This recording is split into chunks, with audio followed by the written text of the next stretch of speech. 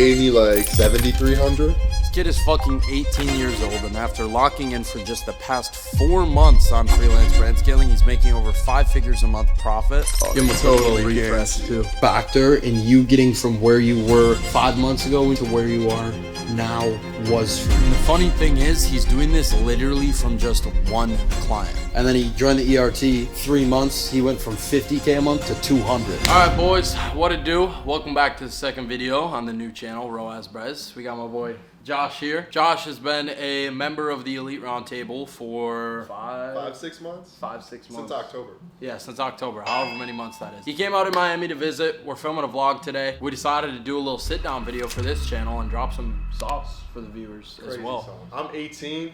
Yeah, you're young, yeah, bro. I'm pretty You're young. You know, I graduated high school and I was I've always had this mindset where like, I knew I had to do something. Like I felt like I was able to do more. You know what I'm saying? I didn't just want to go get a normal job. And I struggled for a while. I struggled for a few months on my own, trying different things. And then I stumbled across you and I was just like, he's just like me. Yeah. And that was one of the reasons why I caught my eyes, because I'm like, you were so like raw about it. And it wasn't fake. It didn't feel like I was being misled, you know? Yeah. So, you know, I took the risk. I was like, you know what? It's now or never. Like, I'm young. If I make a mistake, it's not going to be the end of my life. You know what I'm saying? Like, for sure. If this makes or breaks me, like, I'm totally doing something wrong, you know? Yeah. I just took that risk and I just kept grinding it out. And it is a grind, you know? Nothing's going to come easy. You can't buy your way to the top. After probably like 4 months, I really started to break through. And those 4 months were so difficult. I'm not going to lie. Yeah. Because it's But just... 4 months, bro, 4 months is, if you think about it, that is not a lot of time. Nah, like you completely, like realistically, bro, like changed the whole trajectory of your life in 4 months of locking in. Like that's all it took was 4 months of actually locking in, and you've deadass changed the trajectory and the future of your life. No, completely. Like you make so many connections, and you really just gotta believe in yourself. Like if you 100%. think you can't do it, you're not gonna be able to do it. But if you're someone who looks at him or looks at me and thinks like, I don't mean this in a mean way, but they're no like smarter than me, they're no better than me, like yeah. I feel like I can relate to these guys. You probably can do it too. Like, I mean, that's the reality of it too, though. Is like, bro, we're normal ass dudes. Like that's like you said. Like you could tell. Like I'm just a normal ass dude, and that's kind of what I try to like preach through my content. Is that you know I'm no different. I'm just a random kid from a small town, and so are you. Smaller town than really me. small town. Fucking yeah. 4,000 people. Yeah, you said. Bolton, Connecticut. It's crazy. It's crazy.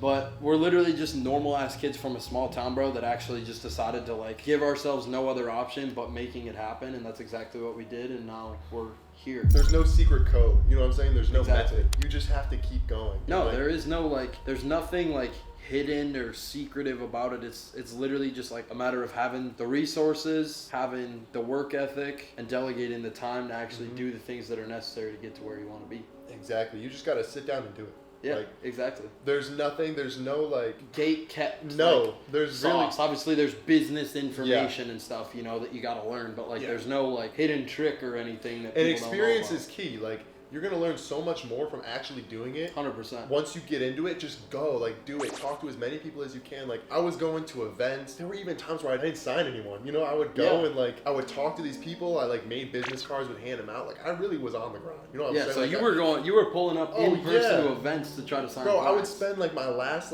not my last money, but I would spend like $300, get a train ticket down into New York, bus over to New Jersey, go pull up to these events like.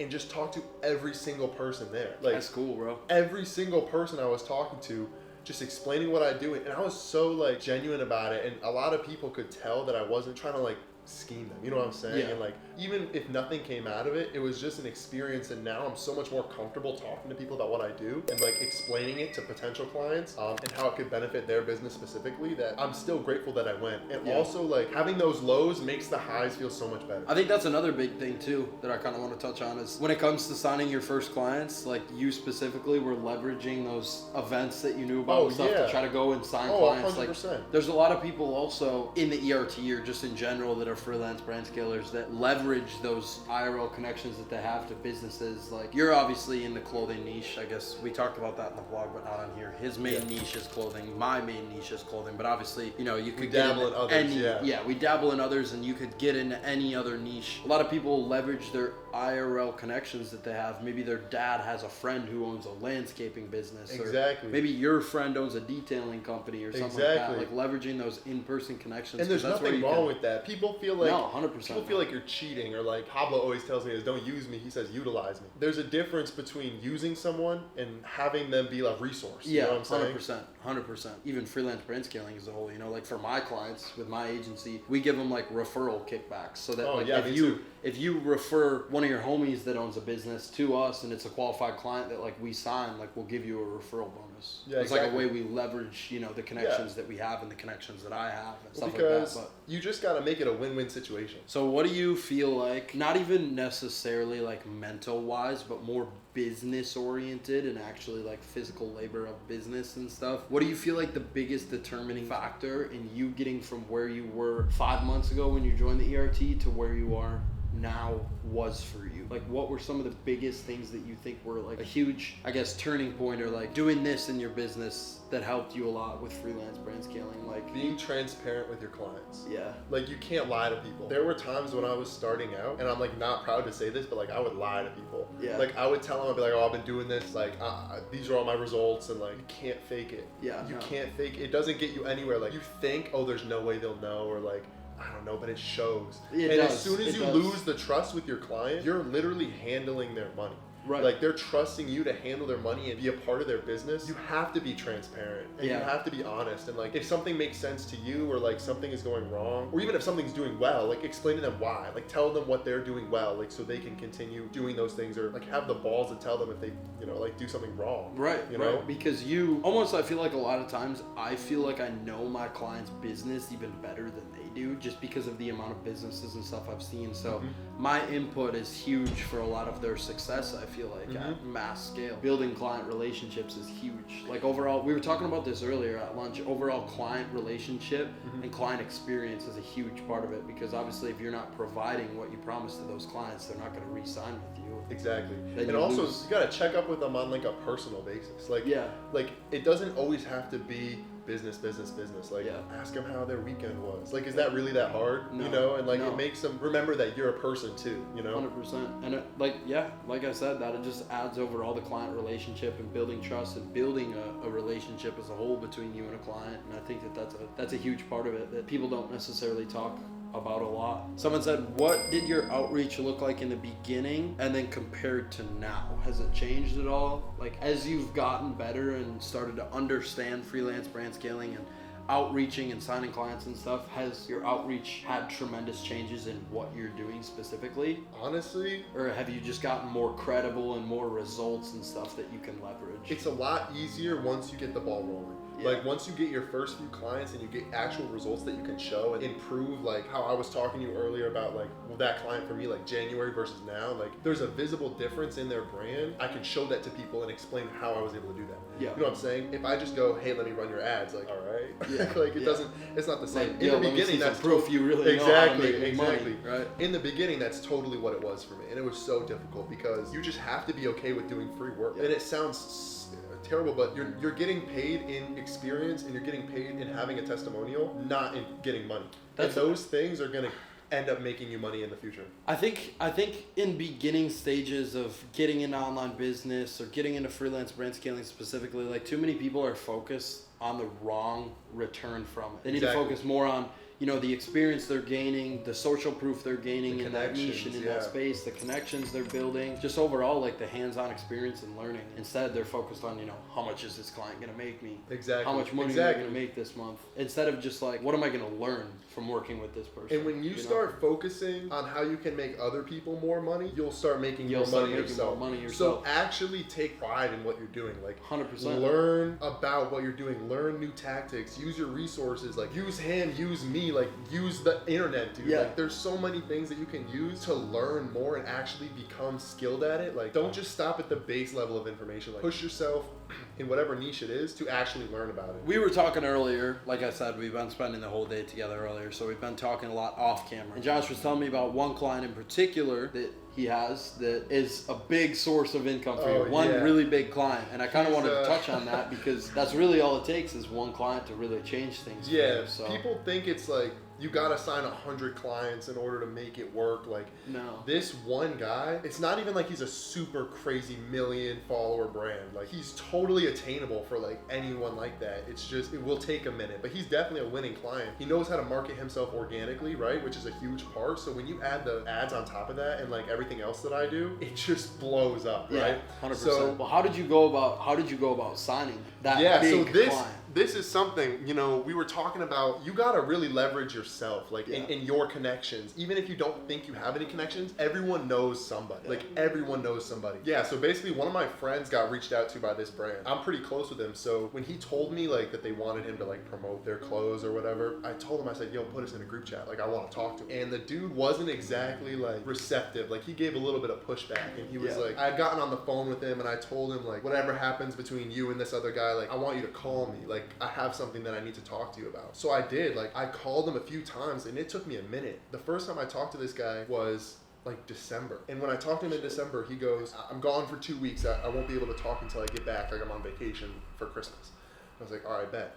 And then I went down to New York City trying to meet up with him. It didn't work out. Like something came up and he couldn't meet me. So I'm like, all right, I just took this 2-hour train drive. Like, and I have to go back home for nothing. Like, I didn't even talk to the dude. Way down the line, like February comes around and I finally got him on the phone. I talked to him like on the phone like 8 times before he was agreed to the contract. And we sent the contract back and forth like 10 times, like agreeing on terms. Stingy like, motherfucker. Oh, dude, totally. But you I love him. I did. You just have to keep going, and you have to be confident, because if he senses that you like don't believe in yourself, mind you, like, he was my first client of this size. I was a little nervous, like getting into it, like working with that budget and like being a part of a brand this big. Now it's like, I don't know, I love it. It's like a walk in the park now. But he, in the beginning, I was nervous, but you just have to be confident, and you have to remember, like, you know what you're doing. Like, if you actually paid attention and like learned, you know how to do it. Yeah. So it took a while, but I just kept being persistent. I was confident, got on the phone, explained everything as much as I could, and he trusted me, you know, to take me on board. And the first month that we worked together, he paid me way less because it was an incentive for me to get my foot in the door. You know what I'm saying? Like, and now you did, and now he pays you the full amount of Oh, he pays me the full amount. So the first week of April, just the first week, he paid me like $7,300. Oh shit. So that's first week of April. 7K off one client in a week. Yeah, over 7K off one client in a week. He's doing really well, and we've taken him like crazy. Hold up. Where's the phone? Yeah. Show him. Yeah. This is first week of April. Editor, blur that. Blur the name. Blur the name and the logo. Oh, give him a totally quick little refresh too. So that's first week. What is that? 100K. 100K week. And then damn, big bro. We've had a few drops. So the last 3 weeks. Oh no, never mind.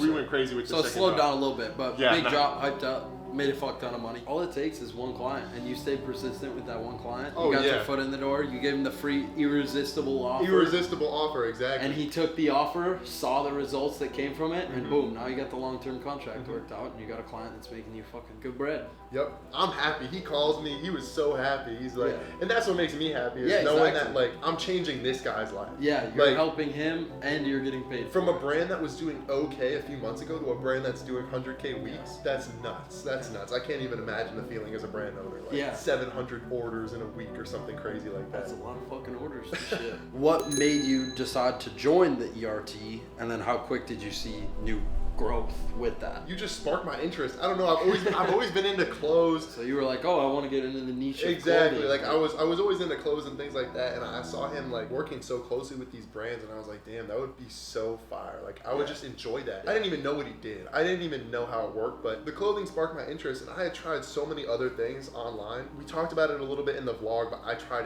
everything. Like everything you can imagine. I was trying to do it for like 2 months, and then I would give up. Yeah. So I told myself, like, this guy knows what he's talking about. Like, let me see if I can make this work. I told myself I'm not going to stop until it does. So that was the big thing for me, is I kind of put myself between a rock and a hard place. Like, I have to make it work. Like, that's just what I told myself. I have to do it. That's crucial too, bro. You got to really like believe that you're going to make it happen. You got to see your future, you know? I joined, and then The first few months were a little slow, but it doesn't happen overnight. No, it doesn't. And in the grand scheme of things, a few months, like you said earlier, a few months to change the rest of your life is just a few months so ain't worth shit, it. bro. A few months, bro. No, a few months is nothing. If you can't sacrifice a few months of hard work with seeing like minimal or slow results, or maybe even no results at all, like you're never. It's the same thing like going to the gym. Like if you go to the gym 2 times, do you really expect to get jacked? It really is. It is the same thing as the gym. But then once you start to see a little bit of results, once you start to see your bicep vein, like and you don't like, want to stop. Oh my! It all just